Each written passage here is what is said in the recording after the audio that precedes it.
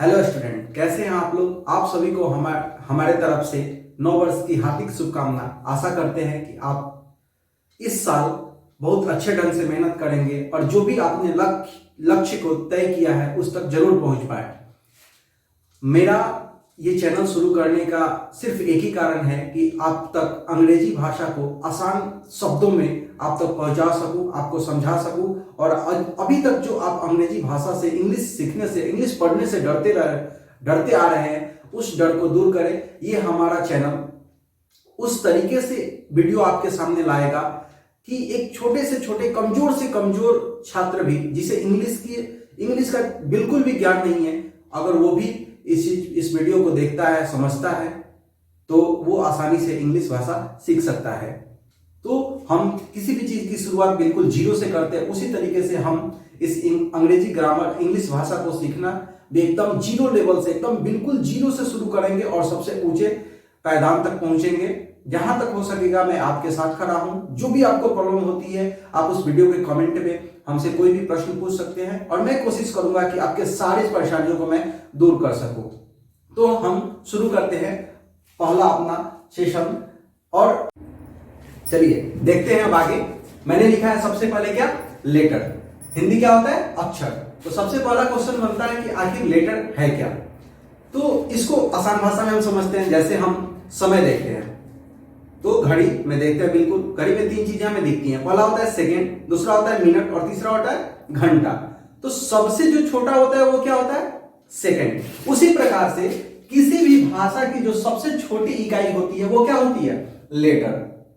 Clear. सबसे छोटी इकाई किसी भी भाषा की, ठीक है, क्या होता है, लेटर। लेटर का हिंदी अक्षर। अगर हम बात करें भाषा की, मौखिक भाषा की, तो हम उसमें कह सकते हैं कि जो ध्वनि है वो सबसे छोटी इकाई है। जिस प्रकार से हम इसे भी एक एग्जांपल के थ्रू समझ सकते हैं कि एक जैसे बच्चा कोई रो रहा है, उसके मुंह से कुछ आवाजें निकल रही हैं, वो भी तो कुछ ना कुछ है, लेकिन उसका कोई अर्थ नहीं है। तो वो मौखिक भाषा की सबसे छोटी इकाई हम कह सकते हैं ध्वनि। लेकिन जैसे ही हम बात करेंगे लिखित भाषा की, तो सबसे जो छोटी इकाई होती है वो क्या होती है, लेटर। जैसे एग्जाम्पल के थ्रू हम देख सकते हैं कि इंग्लिश भाषा की अगर हम बात करें तो ए क्या है, एक लेटर है। बी क्या है, एक लेटर है। इस प्रकार से हम जेड तक जा सकते हैं। सारे के सारे क्या है, लेटर है। हिंदी भाषा की बात करें, क क्या है, लेटर है।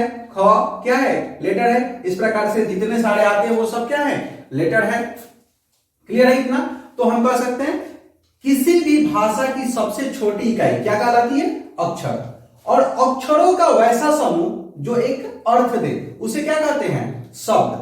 अक्षरों का समूह, एक ग्रुप ऑफ लेटर। जैसे हम एक एग्जांपल लेते हैं, PEN, पेन। पेन का कोई अर्थ होता है, बिल्कुल होता है। क्या होता है, तो कलम, है ना।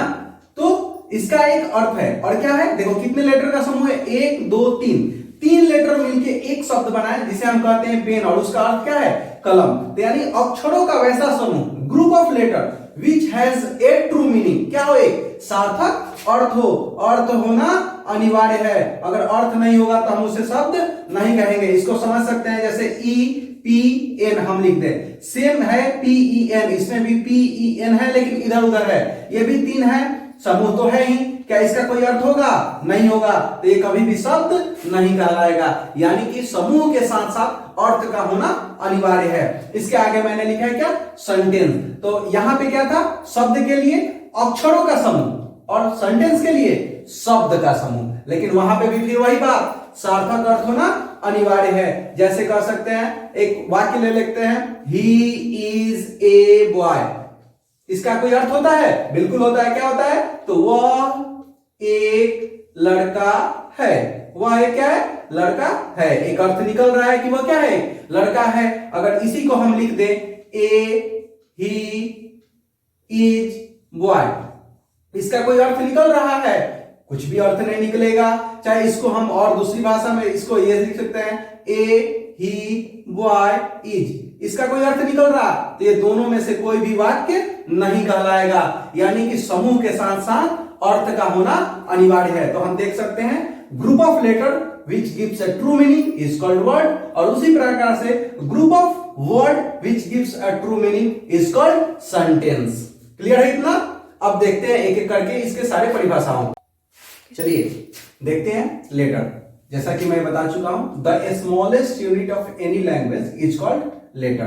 किसी भी भाषा की सबसे छोटी इकाई क्या कहलाती है? अक्षर कहलाती है। किसी भी भाषा की सबसे छोटी इकाई अक्षर। जैसे कि ए से लेके जेड तक। हिंदी बात करें, क से ज्ञ हम लिखते हैं, अ से लेके अ तक लिखते हैं। अब ये सारी क्या है? ए से जेड को हम क्या कहते हैं? वर्णमाला, अल्फाबेट, यही कहते हैं ना। यानी कि हम कह सकते हैं कि अब वहां से एक क्वेश्चन आता है, व्हाट इज अल्फाबेट, वर्णमाला क्या है? तो हम कह सकते हैं ए सेट ऑफ लेटर्स। सेट मतलब ए से जेड तक एक सेट हो गया, क से ज्ञ तक दूसरा सेट हो गया, अ से अ तक तीसरा सेट हो गया।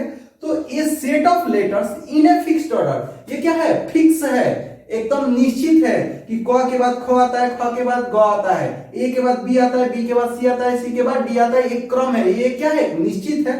उसी प्रकार से fix order that we use to write, जो किस चीज के यूज हम प्रयोग करते हैं, किस चीज के? टू राइट, लिखने के लिए। ए लैंग्वेज, कोई भी भाषा, इज कॉल्ड अल्फाबेट, उसे हम क्या कहते हैं? वर्णमाला कहते हैं। क्लियर है?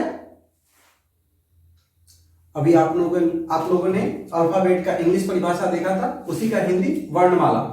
अक्षरों का वह समूह जो क्या हो? निश्चित क्रम में होता है और जिसका प्रयोग हम किसी भी भाषा को, है ना, किसी भी भाषा को लिखने में करते हैं, उसे हम क्या करते हैं? ध्यान दीजिएगा, किसी भी भाषा को लिखने में करते हैं। ये सिर्फ हिंदी और इंग्लिश की बात नहीं हो रही है, किसी भी भाषा को लिखने में करेंगे उसे हम क्या कहते हैं?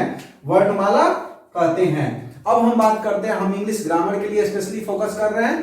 तो there are 26 alphabet in English language. अंग्रेजी भाषा में कितने होते हैं अल्फाबेट्स? कितने वर्ण होते हैं? तो 26। अब वो कौन कौन से हैं? तो वे हैं कौन कौन से? ए से लेकर जेड तक। क्लियर है? इतना तो आप लोगों ने समझ गया होगा। अब इसके बाद बात आती है कि इसी के अब भेद होते हैं, किसके? तो अल्फाबेट्स के। अब देखते हैं काइंड्स ऑफ अल्फाबेट। तो लिखा है मैंने, there are 3 kinds of alphabet. कितने होते हैं बाबू?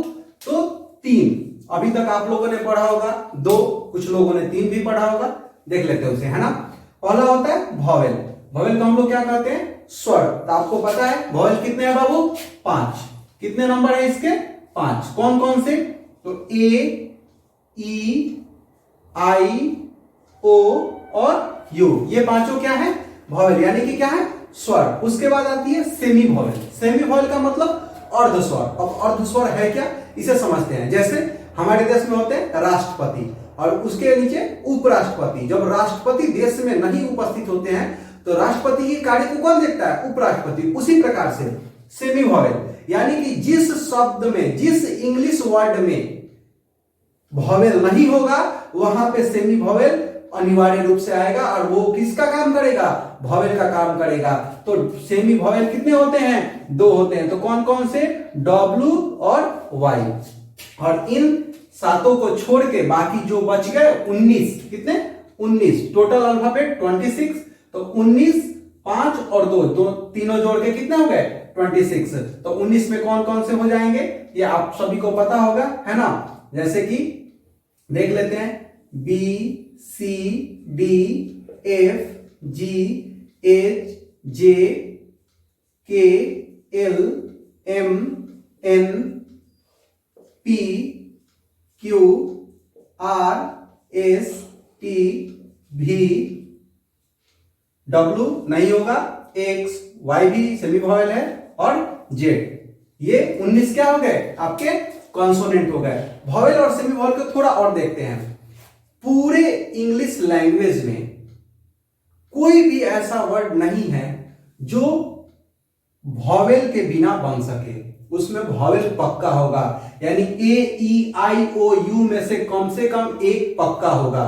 और अगर इन पांचों में से कोई नहीं है तो उसमें डब्ल्यू या वाई अनिवार्य रूप से होगा। यानी कह सकते हैं कि इन 7 के सहायता का बिना पूरे इंग्लिश लैंग्वेज में कोई भी वर्ड, कोई भी शब्द है ही नहीं। आप पूरा डिक्शनरी चेक कीजिए, एक बार जांचिए, जितने वर्ड से आपको याद उसमें से ढूंढिए। आपको मिलते हैं तो हमें कमेंट करके जरूर बताइए, है ना।